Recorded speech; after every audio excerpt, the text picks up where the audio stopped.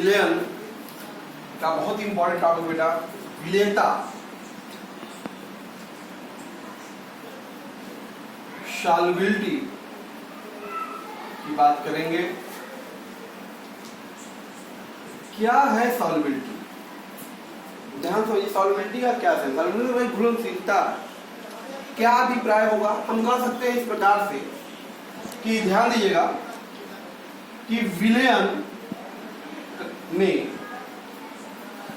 निश्चित ताप और दाब पर, ताप और दाब निश्चित रखा जाएगा विलयन का, तो निश्चित ताप और दाब पर विलायक के निश्चित दिए हुए आयतन में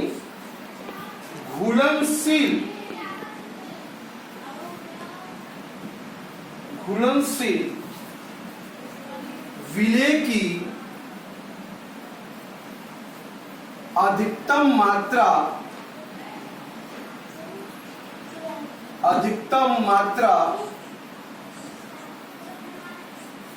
विलेयता कहलाती है। विलेयता कहलाती है।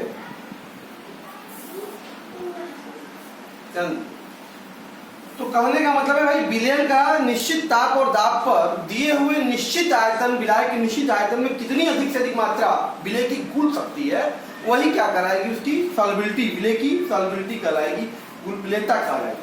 बात समझ में आया? या हम इसको इस प्रकार से भी कह सकते हैं कि निश्चित ताप और दाब पर, निश्चित ताप और दाब पर 100 ग्राम विलायक को संतृप्त करने के लिए आवश्यक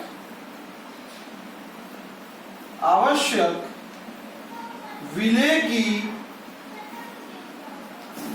की न्यूनतम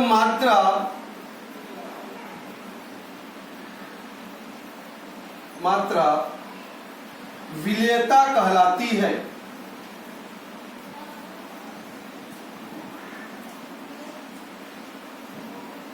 तो दोनों का अभिप्राय वही है, कुल मिलाकर विलायक की निश्चित मात्रा में कितनी मात्रा विलेय की घुल गई है जिससे उसका घुलना बंद हो गया है, तो उसी क्या कहलाएगी?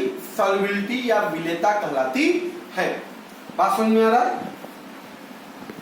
कहने का अभिप्राय बेटा यह है कि जो ये विलेयता है, ये विलेयता निश्चित तौर पर दोनों, देखिए क्या क्या फैक्टर है इसमें। एक फैक्टर आपका देखिए विलायक की निश्चित मात्रा, तो मतलब विलायक भी इसमें क्या कर रहा है? प्रभाव डाल रहा है।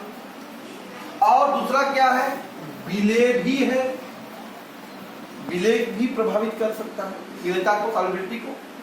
और तीसरी चीज, हम बार बार जो स्टार्टिंग में ही ये दो फैक्टर बड़े इंपॉर्टेंट है, ताप और दाब, जिनको हम निश्चित कर दे रहे हैं, तो ये दोनों फैक्टर भी निश्चित तौर पे विलेयता को प्रभावित करते होंगे। तो हम कह सकते हैं कि विलेयता जो होती है, विलेय व विलायक की प्रकृति तथा ताप व दाब पर निर्भर करती है।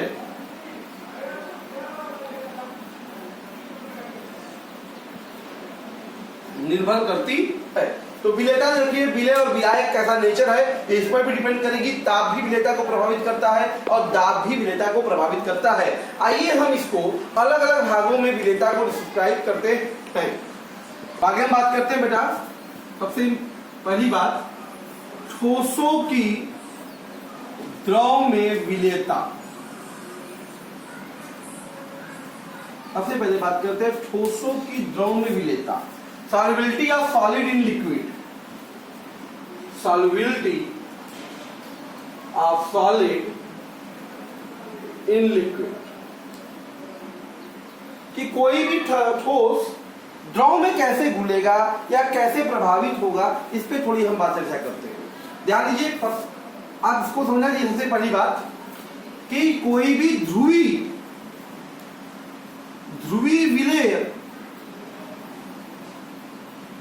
विलेय जो ठोस होगा सदैव ध्रुवी विलायक द्रव में घुलनशील होता है, घुलनशील होता है। ये बात ध्यान रखिए कि कोई भी ध्रुवीय विलेय जो ठोस होगा वो हमेशा सिर्फ ध्रुवीय विलायक द्रव में ही घुलनशील होगा। जैसा आपने देखा होगा, जैसे आपने देखा कि सोडियम क्लोराइड व शक्कर ये जल में घुलनशील है, घुलनशील है। क्यों? उसका कारण सीधी बात है भाई, क्योंकि आपको पता होना चाहिए कि NaCl, शक्कर, ये सब ध्रुवी हैं। क्या है ये सब? ध्रुवी। तथा जल भी क्या है? जल भी ध्रुवी विलायक है, इसलिए ये इसमें घुल गए। अच्छा, दूसरी बात कह सकते हैं कि अब NaCl तेल में नहीं घुलता, तेल में नहीं घुलता। क्यों? उसका सीधी सी बात है, क्योंकि तेल क्या है? अध्रुवी विलायक, अध्रुवी विलायक है।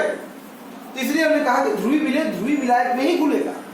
उसी प्रकार से अध्रुवीय अगर विलेय है, अध्रुवीय विलेय अध्रुवी नॉन पोलर अध्रुवी विलायक में घुलेगा।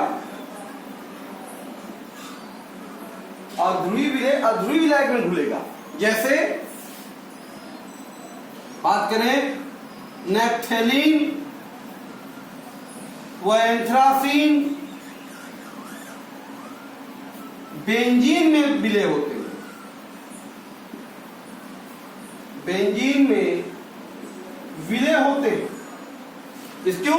क्योंकि भाई ये दोनों अध्रुवी हैं। ये दोनों कंपाउंड क्या है? ये अध्रुवी ठोस है, अध्रुवी ठोस है, और बेंजीन क्या है? अध्रुवी विलायक है। अध्रुवी क्या है? विलायक है। इसलिए यह अध्रुवी अध्रुवी में क्या हो गया? विलय हो गया। इसका अर्थ बेटा ये हुआ, हम कह सकते हैं कि कोई एक विलेय, बहुत इंपॉर्टेंट लाइन ध्यान दीजिएगा, कोई विलेय एक विलायक में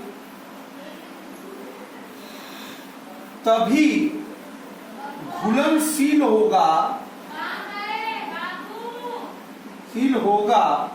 जब, सबसे इंपॉर्टेंट, क्यों आखिर क्यों ध्रुवी विलायक में घुल रहा है? क्यों ध्रुवी और ध्रुवी विलायक में? क्या कारण होगा? उसका कारण यही है कि ये विलायक में तभी घुलनशील होगा जब उनके मध्य अंतरा आणविक बल या अन्योन्य क्रिया कह सकते हैं आप, अन्योन्य क्रिया, इंट्रैक्शन, अंतरा आणविक बल समान होता है। भाई देखिए, ध्रुवी है, इसके अंदर अंतराणविक बल, वही अंतराणविक बल यहाँ पे इसलिए घुल गया। ये देखिए ध्रुवी अंतराणविक बल यहाँ पे है, वही अंतराणविक बल यहाँ पर भी इसलिए घुल गया। NaCl तेल में नहीं घुला, क्योंकि NaCl का अंतराणविक बल और तेल का अंतराणविक बल दोनों अलग है। इसका मतलब सबसे इंपॉर्टेंट जो कॉन्सेप्ट आता है, लाइक डिजॉल्व लाइक, ये अपने दिमाग में बैठा के रखिए। लाइक डिजॉल्व लाइक वाला सिद्धांत चलता है यहाँ पर। सॉल्युबिलिटी में हमेशा लाइक डिजॉल्व लाइक चलता है कि समान में घुलनशील होगा। एक ही प्रकृति का चीज उसी प्रकृति के विलायक में घुल सकता है, अन्यथा नहीं। क्लियर है? जब कोई ठोस विलेय द्रव विलायक में घुलनशील होता है होता है तो यह प्रक्रिया, ये जो घुलने की प्रक्रिया है, यह प्रक्रिया विलीनीकरण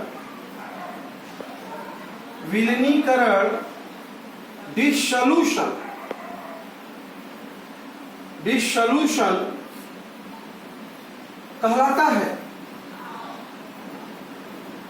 ठीक है, इस प्रोसेस को जब विलायक में घुलकर विलयन बनाना का जो प्रोसेस है उसे हम क्या कहते हैं, विलीनीकरण कहते हैं। तथा विलयन से उनके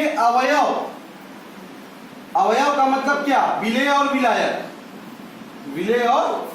विलायक, विलयन से उनके अवयव का पृथक होना, बाहर निकलना, अलग हो जाना, बाहर निकलना, पृथक होना, क्रिस्टलीकरण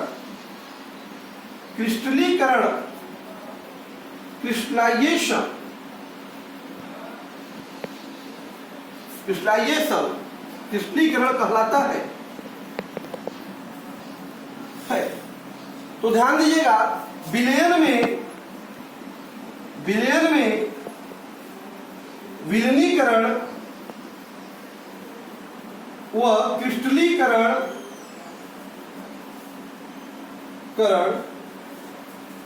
में एक गतिक साम्य होता है।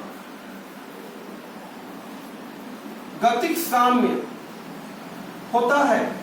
ध्यान दीजिए, देखो बेटा, जैसे ये विलेय है, विलायक में मिला, तो ये अगर विलयन बना रहा है तो ये प्रोसेस विलीनीकरण है, डिसोल्यूशन है। और अगर ये विलयन से अपने अवयवी कणों में कन्वर्ट हो रहा है तो ये प्रोसेस क्रिस्टलीकरण। तो ये दोनों प्रक्रियाएं समान दर से चलती हैं। तो इनके मध्य में जब इस साम्य अवस्था में गतिक साम्य होता है तो यहाँ पे इन दोनों का दर क्या होगा, विलीनीकरण का दर और क्रिस्टलीकरण का दर दोनों ही क्या होगा, समान होगा। जब यहाँ पे एक साम्य है तो आपको पता ही है कि साम्य अवस्था पे किसका नियम लगता है बेटा, ला साते लिए का नियम लगता है। तो हम साम्य पर हम लोग ला साते लिए नियम, इस साम्य आपको दिख रहा है, गतिक साम्य दिख रहा है, इस साम्य पर ला साते लिए का नियम लगा सकते हैं और जिसके द्वारा इस साम्य पर, ये देखिए जो विलीनीकरण हम विलेयता की बात कर रहे हैं, इसका अध्ययन में ताप का, में सांद्रता का प्रभाव, ताप का प्रभाव, दाब का प्रभाव, विभिन्न प्रकार के प्रभाव का अपना अध्ययन किया था। तो यहाँ से जो फैक्टर हमारा था, देखिए पहला नेचर था विलेय और विलायक, इसका नेचर हमने पढ़ लिया, लाइक डिजॉल्व लाइक। अब फैक्टर हमारा टेम्परेचर और प्रेशर क्या है, तो यहाँ पे साम्य है, यहाँ से ताप और दाब का प्रभाव ये नियम लिचटेलियर प्रिंसिपल के आधार पे कर सकते हैं। आइए देखते हैं बेटा, हम बात करते हैं हल्का सांद्रता का प्रभाव की बात करें, सांद्रता की प्रभाव। तो निश्चित तौर पे अगर ध्यान दीजिएगा, अगर यदि विलेय की सांद्रता, मतलब विलेय की मात्रा अगर विलयन में बढ़ाई जाए, विलेय की सांद्रता बढ़ाई जाए तो विलीनीकरण जो है, डिसोल्यूशन की दर बढ़ेगी। विलीनीकरण की दर क्या होगी, बढ़ेगी। क्लियर है। बात आती है ताप का प्रभाव, बहुत इंपॉर्टेंट है। इफेक्ट ऑफ टेम्परेचर, ताप का प्रभाव। देखिए बेटा, ताप का प्रभाव हम दो आधार पे करते हैं, क्योंकि ये जो डिसोल्यूशन प्रोसेस है, ये विलीनीकरण, ये डिसोल्यूशन जो प्रोसेस है, ये दो प्रकार का होता है।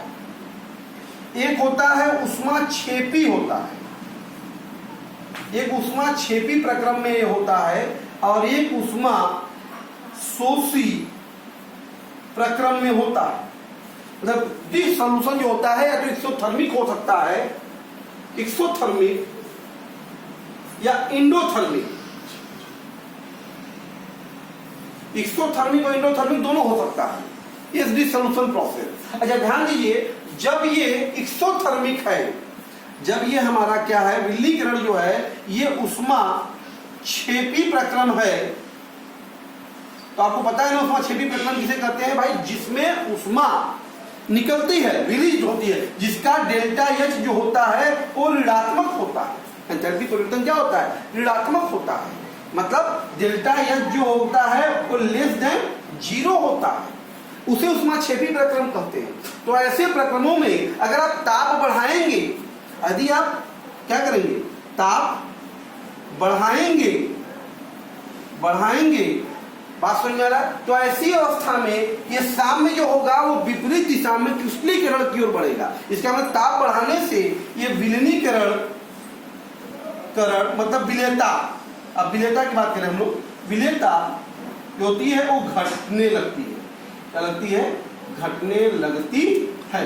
तो आप कहने का मतलब ऐसे समझिए कि अगर टेम्परेचर आप बढ़ाएंगे, अगर आप ताप बढ़ाएंगे तो विलेयता जो होगी वो बेटा क्या होगी, विलेयता क्या होगी, घटेगी, क्योंकि ये अगर वो हमारा प्रोसेस उष्माक्षेपी होगा तो। और अगर मान लेते हैं अगर ये हमारा डिसोल्यूशन का प्रोसेस, ये डिसोल्यूशन प्रोसेस जो है ये उष्मा शोषी है, उष्मा शोषी प्रक्रम है, अगर शोषी प्रक्रम है बेटा, तो ऐसी कंडीशन में तो डेफिनेटली ताप यहाँ पे क्या होगा, ताप यहाँ पे आवश्यकता होती है, जिसका डेल्टा एच जो होता है वो पॉजिटिव होता है, डेल्टा एच जो होता है 0 से बड़ा होता है, तो उष्मा शोषी प्रक्रम की स्थिति है। तो ऐसी स्थितियों में अगर आप ताप बढ़ाएंगे तो जान लीजिए कि विलेयता क्या होगी, विलेयता भी बढ़ेगी, विलेयता का मान बढ़ेगा। अक्सर आपने देखा होगा एग्जाम्पल में भाई, NaCl को पानी में जब डालते हैं तो आप देखिए थोड़ा गर्म कर दीजिए, उसकी विलेयता ऑटोमेटिक बढ़ जाती है। क्लियर है, इस तरह की बातें हमने देखा, ताप का प्रभाव इस तरह से अध्ययन कर सकते हैं। ओके, ध्यान दीजिए बेटा। तो अब हम बात करते हैं दूसरा हमारा फैक्टर जो होगा वो दाब का प्रभाव। देखिए ठोसों की द्रव में विलेयता, ठोसों की द्रव में विलेयता पर दाब का कोई सार्थक प्रभाव नहीं पड़ता।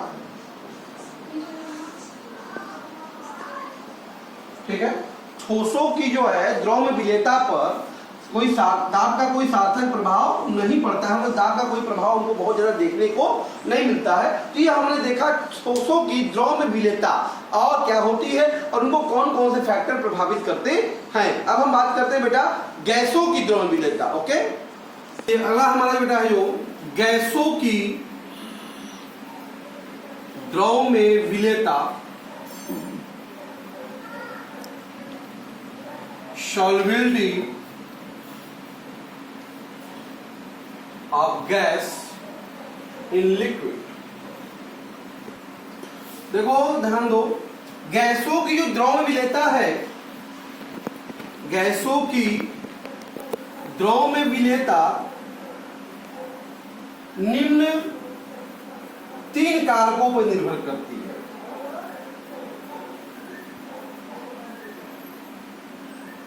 है। सबसे पहला जो कारक है, गैस व द्रव मतलब H2O, द्रव विलायक के मध्य अभिक्रिया, ये बड़ा इंपॉर्टेंट है। गैस व द्रव विलायक के मध्य में अभिक्रिया, तो ये ध्यान दीजिए, हम पाते हैं अक्सर देखते हैं कि ऐसे कह सकते हैं कि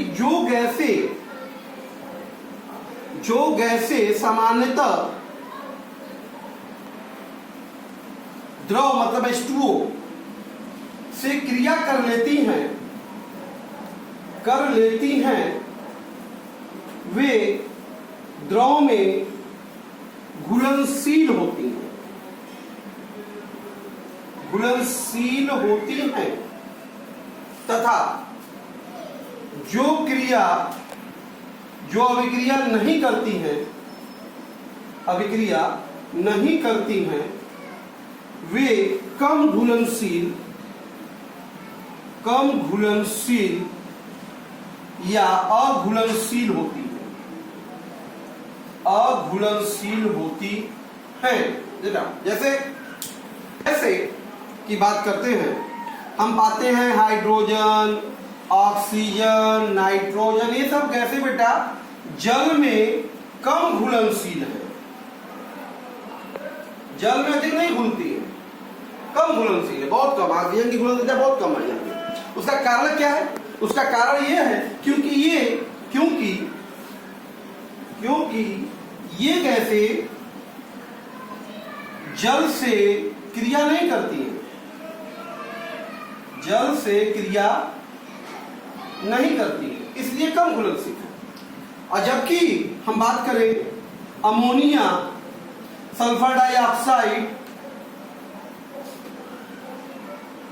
ये सब जल में घुलनशील गैस है, ये सब जल में घुलनशील गैस है। क्यों अमोनिया जल में घुलनशील है भाई? क्योंकि अमोनिया जब जल में घुलता है, देखिए, तो इससे क्रिया कर लेता है, अमोनियम हाइड्रोक्साइड सल्फर बना लेता है, इसलिए अमोनिया जल में घुलनशील है। सल्फर डाइऑक्साइड जल में घुलनशील है, क्यों? क्योंकि ये भी जल से क्रिया कर लेता है। देखिए H2SO3, तो कहने का सेंस है जो भी गैसें जल से क्रिया करेंगी वो घुलनशील होंगी, जो क्रिया नहीं कर रही है वो कम घुलनशील होंगी। ये पहला फैक्टर था। ओके, करते हैं शुरू। दूसरा, ताप का प्रभाव। देखिए वही बात, ताप की प्रभाव यहां पे भी आती है घुलनशीलता पे। चूंकि ध्यान दीजिए, गैसों की द्रव में विलेयता का जो प्रक्रम आप बात करते हैं ये एक्सोथर्मिक है। कैसा है बेटा? उष्माक्षेपी है, उष्माक्षेपी प्रक्रम है। इसलिए आप समझ रहे हैं कि ताप बढ़ाएंगे अगर, प्रक्रम इसका कैसा है? गैसों का जब द्रव में घुलते हैं तो एक्सोथर्मिक होता है, तो इसलिए ताप बढ़ाने पर गैसों की विलेयता द्रव में घटती है। सिंपली ऐसे ही बात कर सकते हैं कि आप जानते भी हैं कि भाई ताप बढ़ाएंगे अगर, ताप बढ़ाने पर आपको पता है ना, गैसों की गतिज ऊर्जा बढ़ती है, गतिज ऊर्जा बढ़ेगी। जब गतिज ऊर्जा बढ़ेगी तो गैस मॉलिक्यूल लिक्विड में कहाँ हो, तो और ऊपर भागना हो जाएंगे, तो उसकी विलेयता ऑटोमेटिक, इसका मतलब जो विलेयता है, विलेयता ताप बढ़ाने पर क्या होती है? घटती है। तो ये ताप का प्रभाव होता है गैसों की विलेयता का, ठीक है, द्रव में। क्लियर है? हमारा दाब का प्रभाव बहुत ज्यादा इंपॉर्टेंट है, बहुत इंपॉर्टेंट, ध्यान दीजिएगा बेटा। गैसों की द्रव में विलेयता पर दाब का प्रभाव का अध्ययन हेनरी ने किया और उन्होंने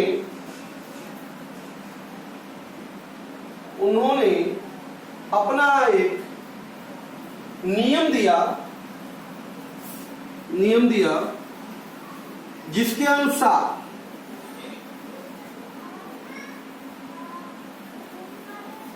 ध्यान दीजिएगा, स्थिर ताप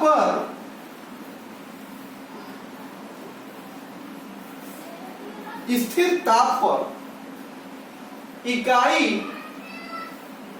आयतन विलायक में,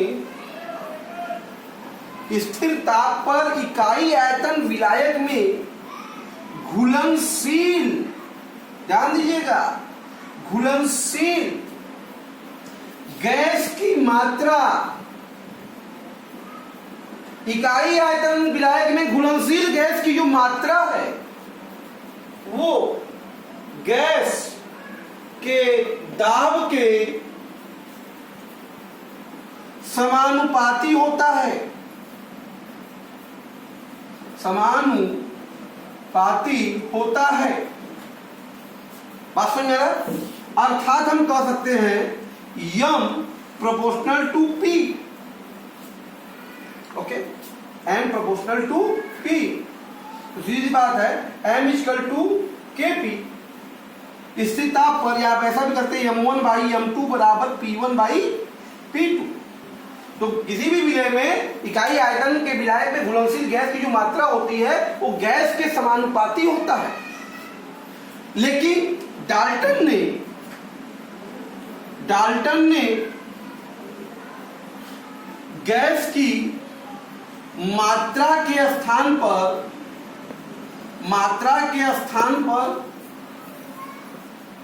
गैस के मोल प्रभाज को रखने का सुझाव दिया। क्या किया इन्होंने? क्या कहा कि मात्रा अधिक कंफर्टेबल नहीं है, यहां पे हम गैस का क्या लें? मोल प्रभाज लें। तो हेनरी ने अब अपने नियम में परिवर्तन करके नया नियम दिया जिसके अनुसार ध्यान दो, ज्यादा कुछ नहीं है, यही बस, कुछ बदला नहीं है। ये कॉन्सेप्ट, ये जो आप देख रहे हैं क्या कि वही इनके अनुसार स्थिर ताप पर इकाई आयतन के विलायक में घुलनशील गैस की मात्रा नहीं। अब क्या करेंगे? गैस का मोल प्रभाज यक्ष से रिप्रेजेंट करते हैं। गैस के दाब के समानुपाती होता है। ये हेनरी जा है, यही एक्चुअल हेनरी जा है। एग्जाम में आकर इसको लिखना इंपॉर्टेंट है कि स्थिर दाब पर इकाई आयतन के विलायक में घुलनशील गैस का मूल प्रभाव जो है वो गैस के दाब के समानुपाती है। इसका मतलब यक्स प्रोपोर्शनल टू P, तो या यक्स इक्वल टू Kp। यहां से P बराबर लिख सकते हैं 1/kx, या बेटा यही होता है P बराबर KHx। Question number 1।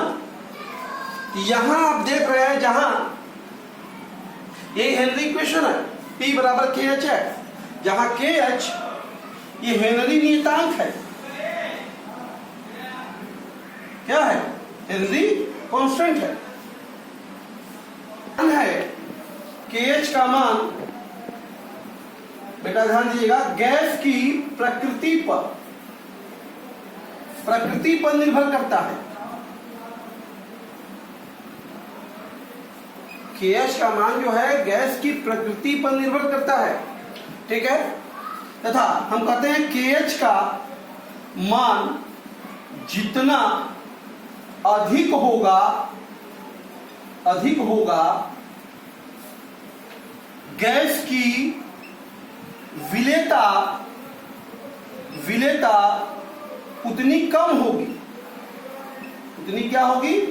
कम होगी। तो KH का मान देखिए ये रिवर्सिबल रिलेशन में होता है बेटा। तो KH की हायर वैल्यू इतनी होगी इस गैस के लिए, उतना ही कम सॉल्युबल होगा। तो आपको पता होना चाहिए कुछ गैस, ऑक्सीजन है, नाइट्रोजन है, ये सब गैसों में अगर बात करें तो KH की वैल्यू जो नाइट्रोजन की होती है वो ऑक्सीजन से अधिक होती है। बात समझ में आ रहा? तो इसलिए जल में ऑक्सीजन थोड़ी अधिक घुलनशील होती है। जल में ऑक्सीजन नाइट्रोजन से अधिक घुलनशील होती है,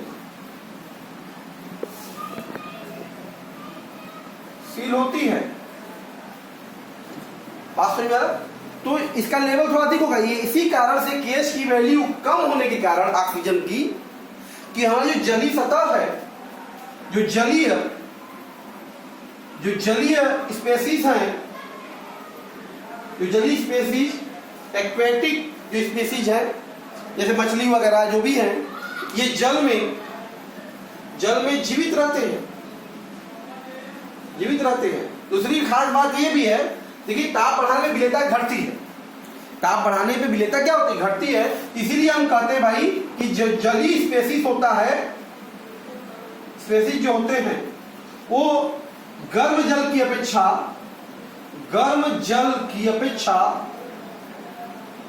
ठंडे जल में रहना उनके लिए अधिक आरामदायक है, इनके लिए। और एक्वेटिक जो भी प्राणी है हमारे, वो सभी ठंडे जल में रहना नहीं पसंद करते गर्म जल के अपेक्षा। क्यों?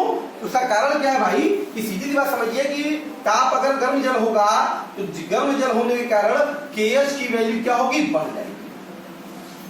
KH की वैल्यू गैस की बढ़ जाएगी। KH की वैल्यू अगर बढ़ जाएगी तो उस गैस की विलेयता कम हो जाएगी, ऑक्सीजन की विलेयता घट जाएगी, जिसके कारण उनको श्वास लेने में दिक्कत होगी और उनका जीवन प्रभावित होने लगेगा। तो ये हेनरीज लॉ है।